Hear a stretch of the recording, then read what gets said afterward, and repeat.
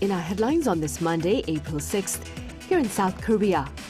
Speaking to members of his cabinet and of the emergency economic team at the Blue House earlier this morning, President Lee Jae-myung calls for energy supply chain diversification and at the same time reduction in fossil fuel dependence. Also, on the local front, government officials attend a second session of interpellation on this Monday with the focus on the government's proposal for a supplementary budget to cushion the economic consequences of the conflict in the Middle East.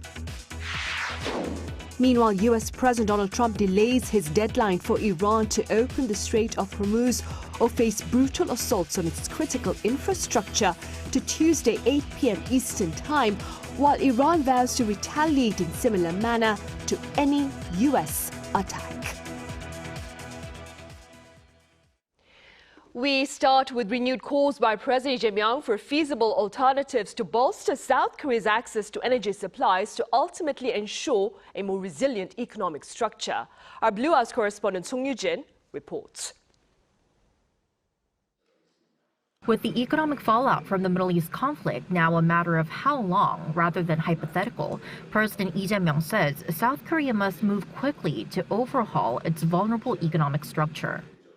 취약계층의 어려움을 세심하게 살피는 노력과 함께 대외 변수와 지정학적 리스크에 취약한 우리 경제 구조를 근본부터 새롭게 개편하는 경제산업 대전환에도 속도를 내야 되겠습니다.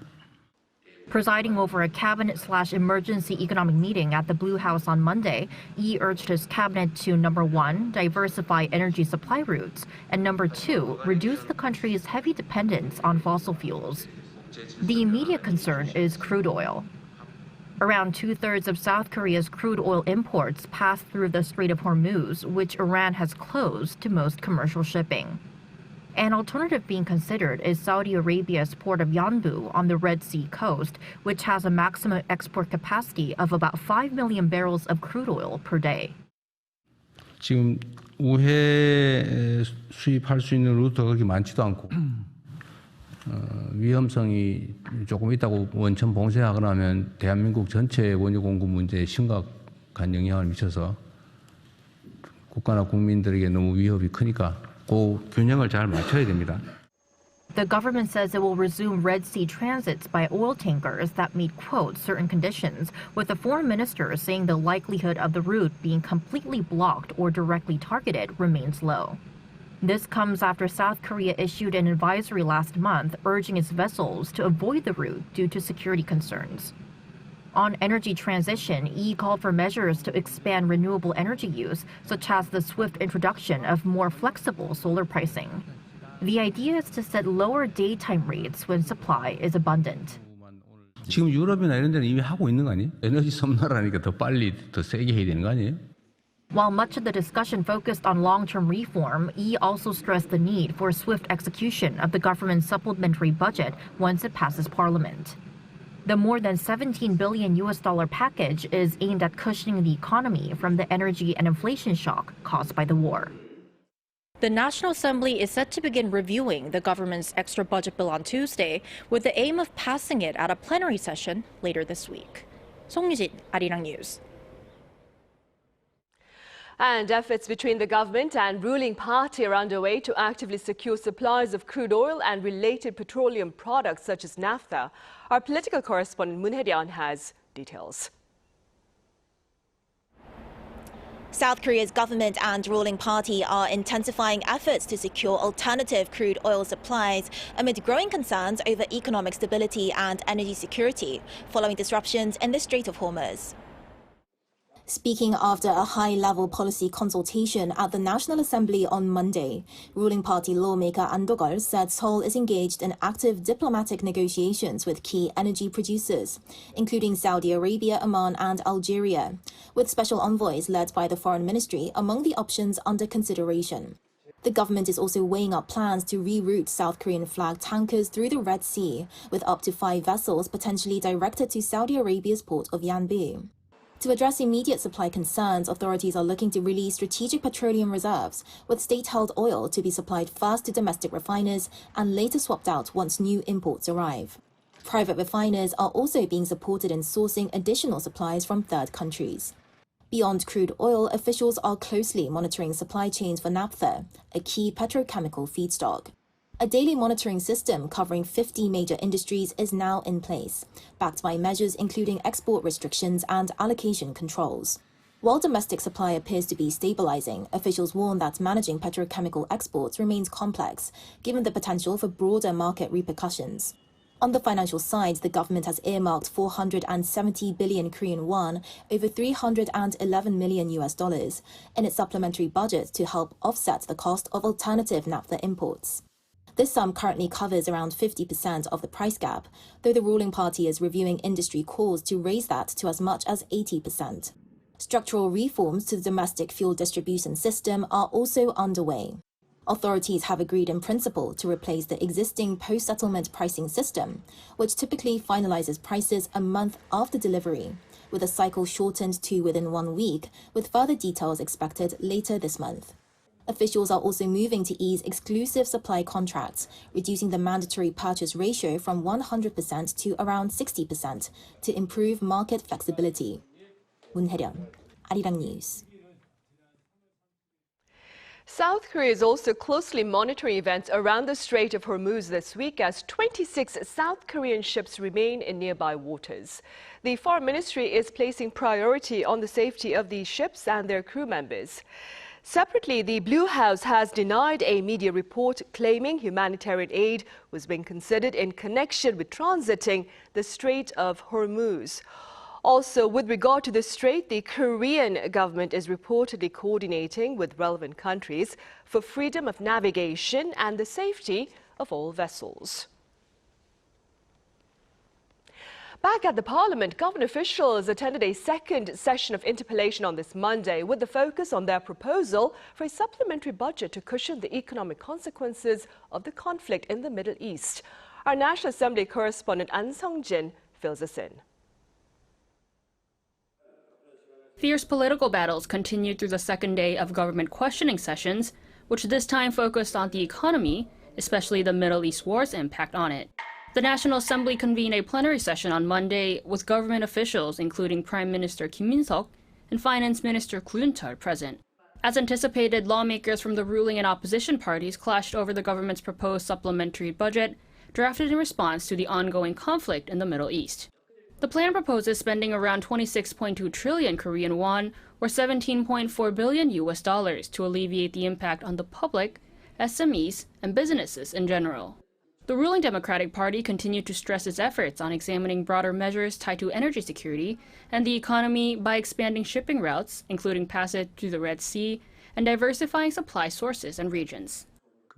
The Middle East situation accelerated a transition toward renewable energy to reduce structural reliance on fossil fuels. We look to expand the diversity of energy types and supply chains to better withstand external shocks. The main opposition People Power Party argued that key components of the budget proposal, such as subsidies to offset high energy prices and funding for renewable energy projects, are mere cash handouts for electoral purposes. Rising energy costs, prolonged supply chain instability, and the development of chip clusters were also discussed during the session, with lawmakers pressing the government to detail its contingency measures. The supplementary budget will be further scrutinized by the Parliamentary Budget Committee over the next 2 days, with debate expected to continue till the next plenary session this Friday. In the meantime, the National Assembly will hold its last questioning session on social issues next Monday. An Sung-jin, Arirang News. And U.S. President Donald Trump has delayed his deadline for Iran again to open the Strait of Hormuz or face brutal assaults on its critical infrastructure to Tuesday. Our Kim Do-yeon has the latest. U.S. President Donald Trump has extended the deadline for a negotiated settlement with Iran by 24 hours, giving Tehran until 8 p.m. U.S. Eastern Time on Tuesday to reopen the Strait of Hormuz. The extension was accompanied by a profanity-laced ultimatum on social media on Sunday local time in which Trump threatened to turn Tuesday into, quote, power plant day and bridge day. Demanding the immediate reopening of the critical shipping lane, he also warned Iran's leadership that it would be a living hell if they failed to comply, underscoring his readiness to authorize massive strikes on core infrastructure. The social media post came just hours after a Fox News interview where the U.S. president projected optimism, stating that an agreement is highly likely by the new Tuesday deadline. He confirmed that active negotiations are currently underway. The aggressive public threats alongside diplomatic engagement appear calculated to reassure global financial markets while applying maximum pressure on Tehran. Trump added a final warning that if the current talks collapse, the U.S. will not hesitate to seize Iranian oil assets and systematically destroy key infrastructure. This follows a successful military operation deep inside Iranian territory. U.S. Special Operations Forces, spearheaded by Navy SEAL Team 6, rescued an American Air Force colonel, the second occupant of an F-15E Strike Eagle that was shot down over Iran on Friday. The weapons systems officer evaded capture for more than 24 hours in hostile, mountainous terrain before a 48-hour extraction mission brought him to Kuwait for medical treatment. The aircraft's pilot had already been rescued. During the exfiltration, U.S. forces deliberately destroyed two of their own disabled transport aircraft to prevent them from falling into Iranian hands, directly contradicting claims from Iranian state media that a U.S. military plane was shot down during the search. Kim Do-yeon, Arirang News. Iran, meanwhile, has vowed to retaliate in a manner that corresponds to the threats that Mr. Trump has made against its infrastructures. Our Lee Seung-jae reports. Iran is warning of direct retaliation against any attacks on its infrastructure as tensions with the United States continue to rise. According to Iran's foreign ministry, its military is ready to strike U.S.-linked assets if faced with what it calls an act of aggression. Spokesperson Ismail Baghai emphasized that any response would be proportional following threats targeting bridges, power plants, and other key facilities. Iran's reaction would be one of reciprocating any such attack. Our armed forces have made it clear that in case Iran's infrastructure is attacked, we would react in kind. The warning comes after Donald Trump issued a deadline for Tehran to reopen the Strait of Hormuz by Tuesday evening. In an interview with the Wall Street Journal on Sunday, Trump said if Iran fails to act, they won't have any power plants and they won't have any bridges standing. Tehran has condemned those remarks, calling the targeting of civilian infrastructure a criminal mindset and accusing Washington of inciting war crimes. Baghai also addressed the American public, arguing the conflict is a war of choice by the U.S. administration, not its people. He pointed to protests in several U.S. cities as a sign of opposition and accused the U.S. of carrying out atrocities, including a strike on an elementary school early in the conflict. At the same time, diplomatic efforts are underway to prevent further escalation. Oman and Iran held high-level talks on Saturday, focused on maintaining maritime stability. Officials and technical experts met over the weekend to discuss options for ensuring the safe passage of vessels through the Strait of Hormuz. Both sides say proposals were presented and will be reviewed, offering a potential path to reduce tensions in a region critical to global energy supplies. Lee Seung-jae, Arirang News.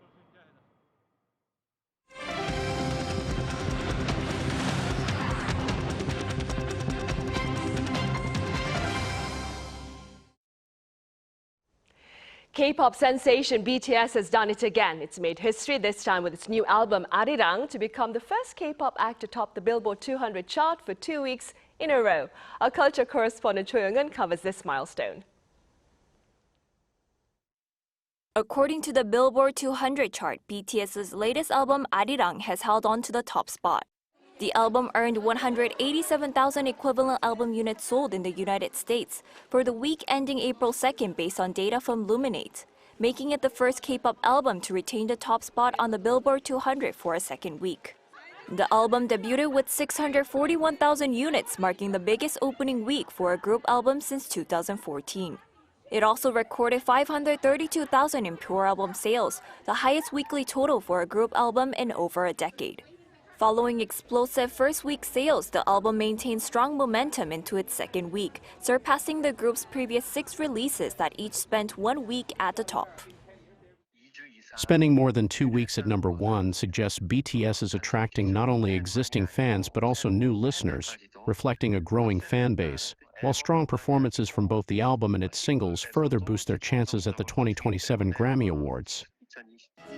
The critic added that while many albums topped the Billboard 200 for just 1 week, BTS's expanded fan base has strengthened their chances of staying at #1 more consistently. The 14-track album includes the lead single Swim, which debuted at #1 on the Billboard Hot 100 last week. The achievement places among BTS's growing list of Billboard hits, joining the previous chart toppers such as Dynamite, Savage Love, Butter, My Universe, Permission to Dance, and Life Goes On. With BTS continuing its strong run, industry watchers are now turning their attention to how far the group can extend its historic streak. 조영은, Arirang News. And in other news, South Korea and France have agreed to work together to better protect key cultural heritage sites. The Korea Heritage Service announced on Monday that it signed a memorandum of understanding with France's National Center for Monuments to preserve Korea's Chungmyo Shrine and France's Basilica of Saint-Denis. The two sides will boost expert exchanges and joint site visits, building on an earlier partnership in 2022. The agreement also comes in celebration of the two countries' 140 years of diplomatic relations this June. South Korea and the U.S. on this Monday launched a 4-week project in Gangwon-do Province ahead of an underwater search this coming August for the remains of soldiers killed during the Korean War. The month-long project focuses on on-site interviews with locals and inspections of facilities before the underwater mission.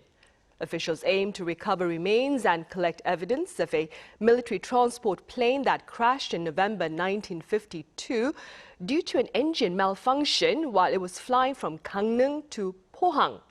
9 people, including the pilot, were reported missing. One of the missing is a South Korean soldier.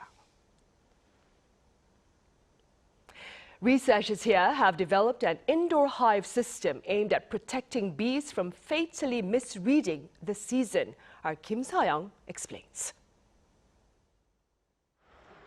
Inside the storage unit, beehives are stacked neatly on top of one another. The temperature is kept at around 5 degrees Celsius, while humidity is maintained below 70%. If daytime temperatures stay above 12 degrees Celsius for 3 days in a row during winter, queen bees start laying eggs, mistaking the warmer temperatures for the arrival of spring. But once that happens, the lifespan of worker bees can fall from 150 days to just 40. To prevent that, researchers at the Rural Development Administration have developed an indoor hive storage system. The system uses a special dehumidifying method.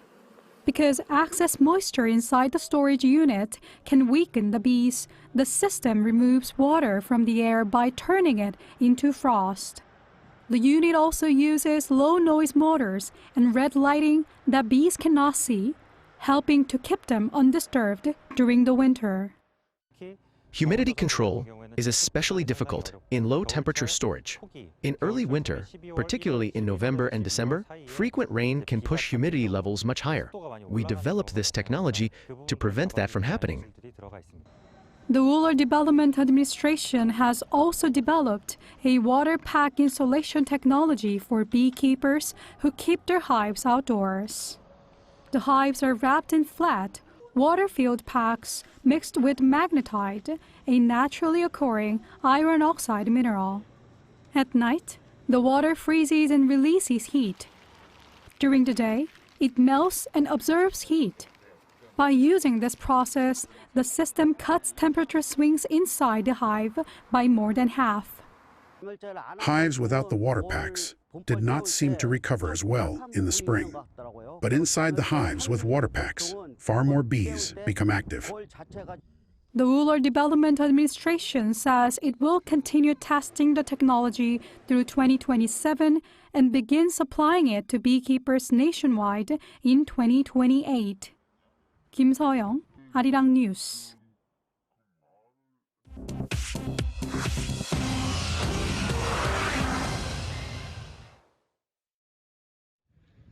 This is The World Now, bringing you everything you need to know from around the globe. Serbian authorities on Sunday discovered explosives planted near a pipeline in northern Serbia, which carries Russian gas into Hungary. The discovery comes just 1 week before Hungary holds its national election. Hungary's Prime Minister Viktor Orban called the incident sabotage and blamed Ukraine. Ukraine denied it and called it a Russian false flag operation designed to influence the Hungarian vote. Adding to the suspicions, a former Hungarian intelligence official said security circles had already been privately discussing a plan for exactly this kind of staged attack. Serbia's military intelligence chief said the explosives were made in the United States and authorities are hunting a suspect with military training. On Sunday, 8 OPEC Plus members agreed to raise output quotas by 206,000 barrels per day for May. OPEC Plus says the move signals readiness to ramp output up the moment the Strait of Hormuz reopens. Analysts are calling the move largely academic while the waterway remains closed. The increase covers less than 2% of what has been affected by the closure of the strait. Missile and drone attacks have also severely damaged energy infrastructure in the region, and officials say it would take months to recover even if the war ended today. OPEC Plus holds its next meeting on May 3rd. Pope Leo made his Easter Sunday address to thousands gathered in St. Peter's Square in Vatican City and called on world leaders to lay down weapons and abandon all desire for conquest and domination. The first American pope also warned that humanity risks growing dangerously numb to violence and announced he will host a special prayer vigil for peace at the Basilica on April 11th. Last week, Pope Leo appealed directly to U.S. President Donald Trump and urged him to find an off-ramp to end the Iran war. Chu Ji-hyun, Arirang News.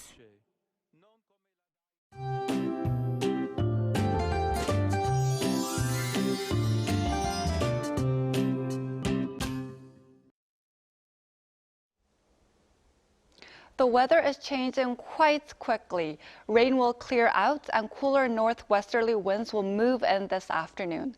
Temperatures will drop sharply by tomorrow morning, bringing cooler than usual conditions for this time of year. So be sure to dress warmly when heading outside and take care of your health amid the sudden temperature changes. Tomorrow, frost is also expected mainly in inland Chungcheongnam-do Province and Jeollado provinces, so extra care is needed to protect crops.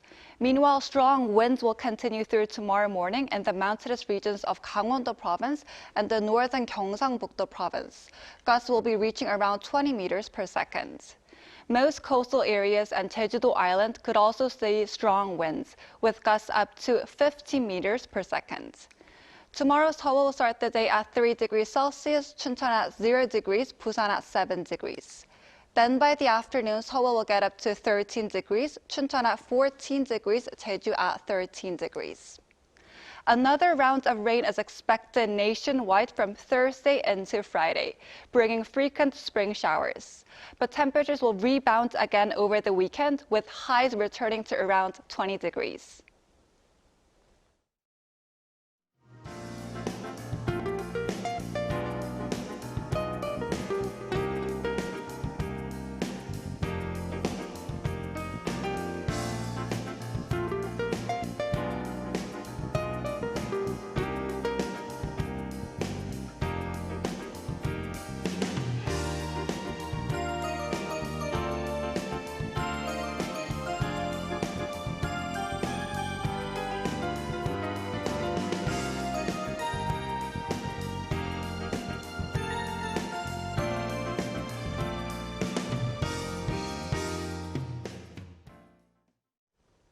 Right, those are the headlines at this hour here in South Korea. Coming up right after this break is our daily panel session, and today we touch upon the latest events on the unrest in the Middle East. So do stay with us, and thank you for now.